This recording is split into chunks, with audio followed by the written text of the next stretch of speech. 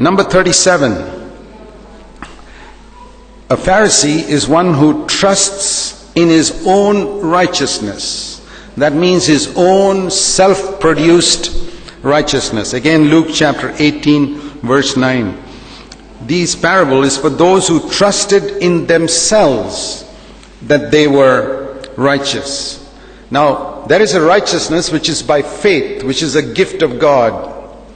And there is a righteousness which I can produce myself.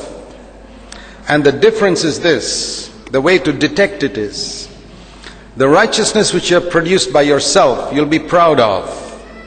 The righteousness which you got as a gift, you'll be thankful for, but you'll never be proud of it. And I've used this example often. Supposing I say, this is a book that I wrote.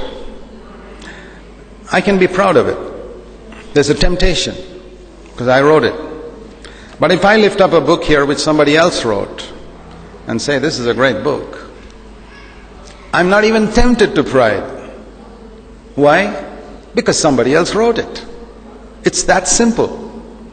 So, if you are proud of some good quality you have in your life, maybe you're very generous, or you're very humble, or you're very prayerful, whatever it is, some good quality you have, and you're proud of it.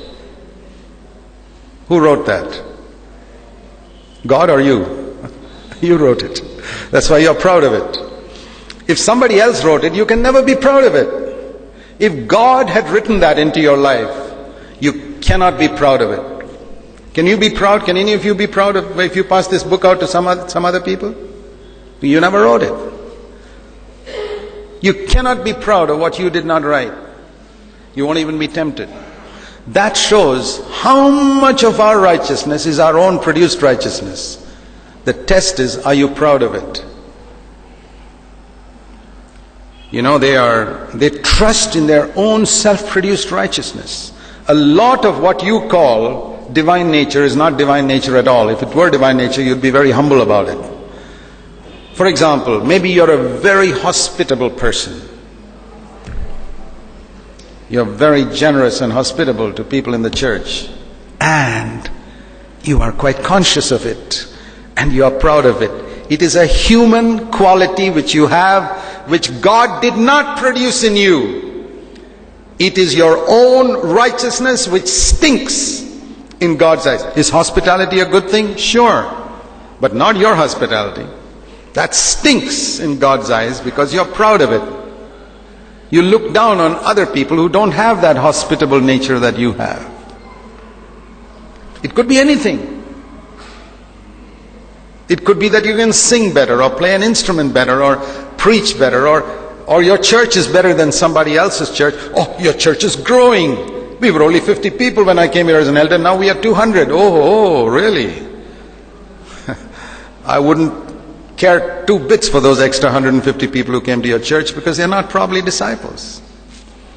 If you're such an ungodly person, how can they be disciples? Anything that you're proud of is your own. A book that you write, you're proud of. A book that somebody else wrote, you cannot be proud of. And if God produced something in you, you can never be proud of it. If you're proud of it, it proves that you produced it. You sacrifice something for the Lord. Oh ho ho! You are so sacrificial. I'll tell you what, you haven't seen the sacrifice of Calvary. I don't believe I've sacrificed one single thing in my life for Jesus, because I've seen the sacrifice of Calvary so clearly. Can you see the stars when the sun is shining? Not even one star.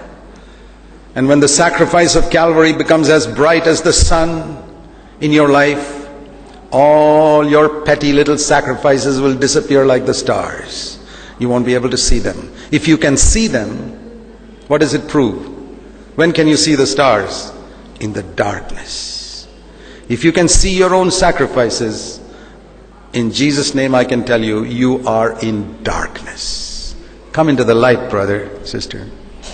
Your own self-produced righteousness proves you're a Pharisee. It's the opposite of faith. It's the opposite of that which glorifies God.